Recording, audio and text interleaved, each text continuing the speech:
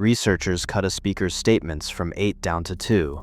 Their credibility did not drop. It surged, with a measured effect size of 0.68. Across psychology labs, the pattern is consistent. The less someone speaks, the more competent, thoughtful, and authoritative others assume they are. Power does not announce itself. It hides in silence. And the psychological machinery behind this runs deeper than most people ever realize. A single carefully chosen statement can carry more weight than a flood of words. Psychologists call this the power of scarcity. When something is limited, it draws attention and seems more valuable. In conversation, restraint works the same way. When a person who is seen as an expert speaks only twice instead of 8 times, listeners rate them as more credible. The effect is not minor. In a well-controlled laboratory study, cutting a speaker's statements from 8 to 2 did not just maintain their standing, it raised their credibility by a large effect size, D equals 0.68. That is a bigger jump than most interventions in social psychology ever produce. The logic behind this is simple, but powerful. People assume that if someone says little, each word must be important. Scarcity makes listeners lean in and search for meaning. This is why the archetype of the concise expert, someone who waits, listens, and then delivers a brief, decisive comment, commands respect in boardrooms and classrooms alike. The fewer the words, the greater the expectation that what is said is worth hearing. This pattern holds up across different settings. In business pitches, mock interviews, and even online vignettes, speakers who use fewer well-crafted statements are consistently rated as more thoughtful, competent, and persuasive. The less they say, the more listeners fill in the gaps, often imagining a depth of knowledge and deliberation that may not even be there. It is a psychological shortcut. If information is scarce, it must be precious. Scarcity of speech does not just attract attention, it shapes how people judge authority and expertise. But attention is only the first step. The real influence of silence comes from what happens next, the inferences people draw and the stories they build to explain that restraint. In the world of power and perception, saying less truly becomes more.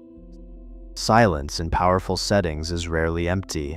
When a spokesperson stands at a podium and lets a question hang in the air, the room fills with speculation. Is this pause a sign of careful judgment, or is it a tactic to avoid a misstep?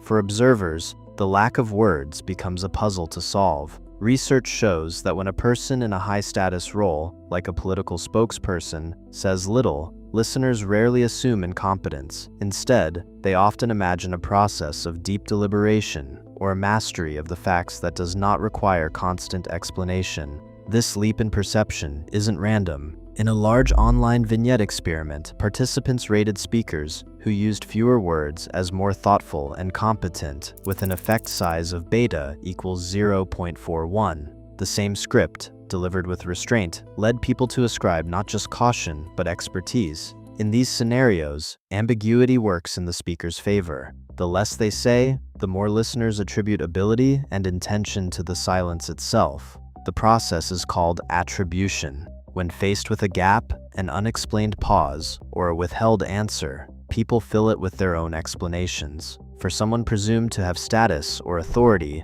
the default assumption is ability, not deficiency. In politics, this can play out when a spokesperson avoids speculation or refuses to comment on sensitive details. Rather than being seen as evasive, the spokesperson is often credited with discipline and strategic thinking. The silence becomes a sign of control, not a lack of knowledge.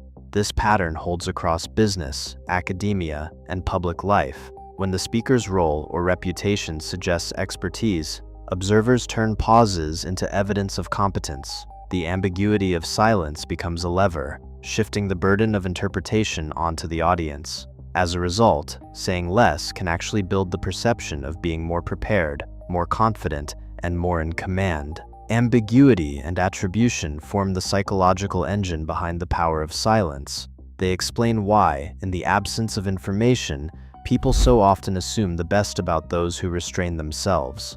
The next layer of this dynamic unfolds in the subtle signals of body language and presence, where silence meets the visible cues that reinforce or undermine authority.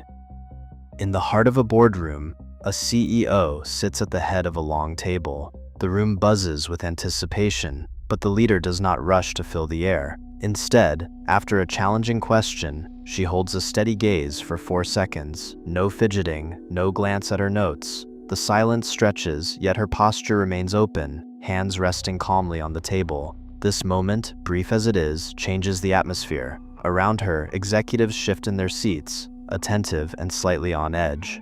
The pause is not awkward, it is commanding. Researchers have measured the effect of these silent cues. In a controlled study, simply maintaining steady eye contact during a 4-second pause raised observers' authority ratings by 0.7 points on a standard scale. The difference is not subtle.